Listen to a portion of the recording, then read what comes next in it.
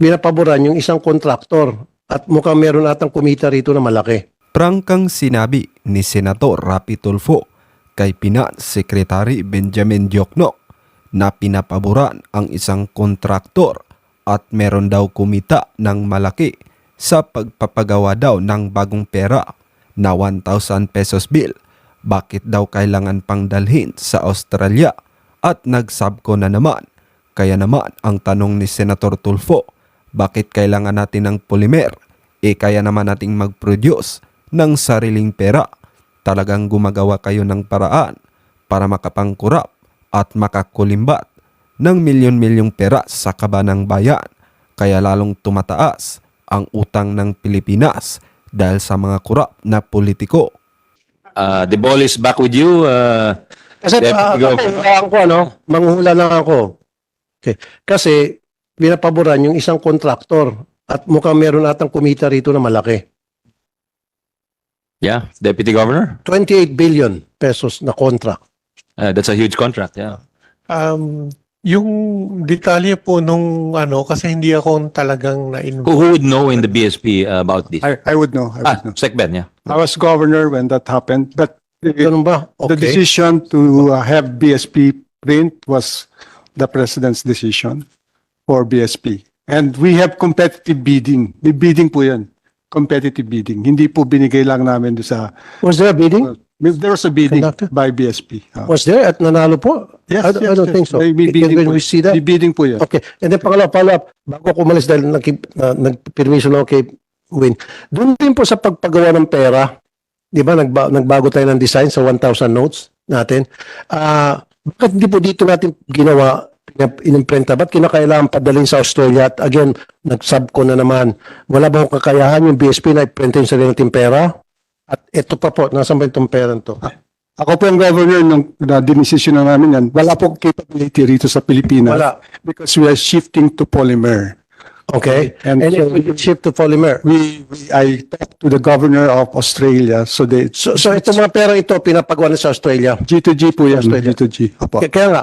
So, di ba meron dito yung security, tawag nito? Security features. Kaya natin pinasa Australia. So, bakit yung Australia ang gagawa ng security features na yun? Bakit kinakailangan kakatiwala sa Australia and then Australia ibabalik sa atin? Nasa design po namin yan. Nung mga nakaraang pera na ginagawa natin ng BSP, pinapadala rin pa sa ibang bansa? Hindi pa. Because we have the capability to do that here. Pero yung polymer po, wala po tayong capability. So, ba't kinakailangan pang polymer? Bakit hindi lang tayo binago natin yung disenyo and then kaya naman pala natin gumawa ng security There feature? was a decision na every 10 years nagpapalit po ng disenyo yung Kaya nga, change the design. BSP.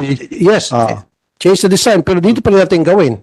Pero Wala nga po capability for polymer production. bakit kailangan pumunta tayo sa polymer? Who made that decision na kailangan pumunta tayo sa polymer? The Central Bank Monetary Board decided. Well, Because it's safer, it's more economical. Anong pinagkaiba? Wait a minute. Anong pinagkaiba nung nitong perang ito at saka yung sa dating pera? I've seen the data na for the past 10 years, about 7 million lamang ang nahuli ninyo na mga with the permission of the Honorable With the Wayne permission Gatchalian. of Senator Gatchalian. Yes, Senator Raffy. Yes. Medyo off-topic to ng konti, pero my question is directed to the BSP.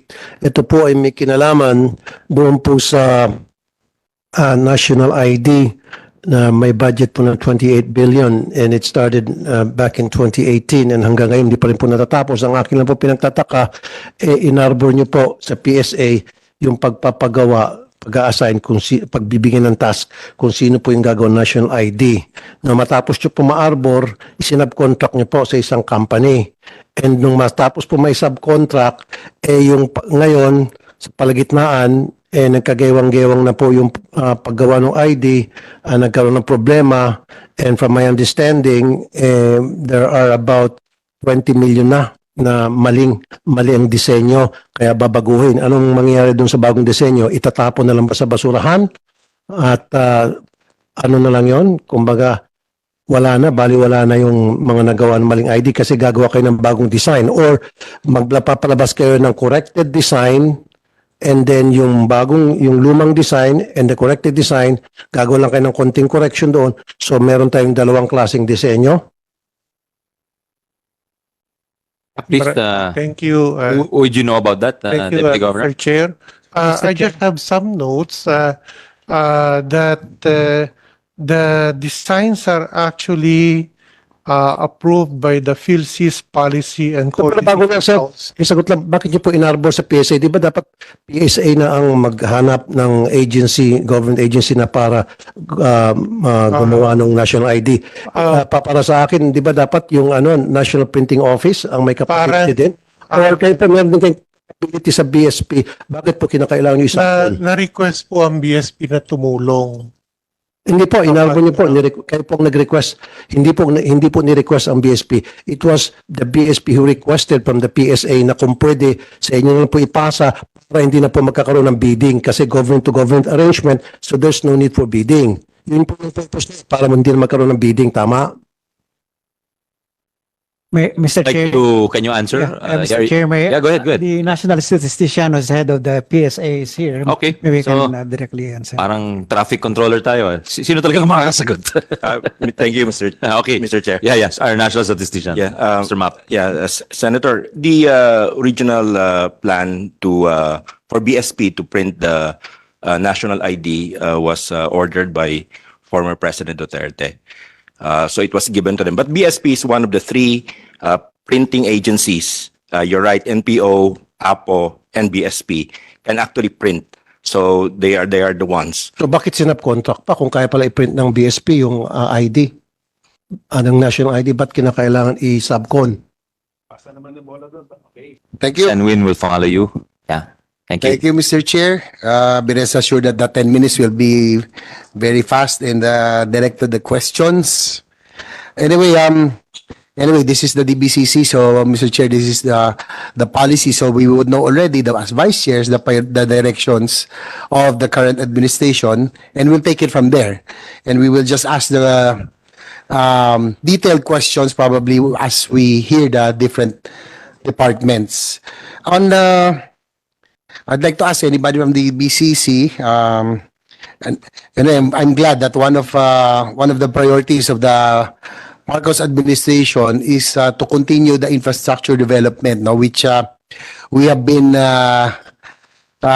missing the past decades. And I would say, Mr. Chair, that probably one of the reasons that we really lag behind our ASEAN neighbors is because of poor infra. Dalawang bagay, no, with two things that really we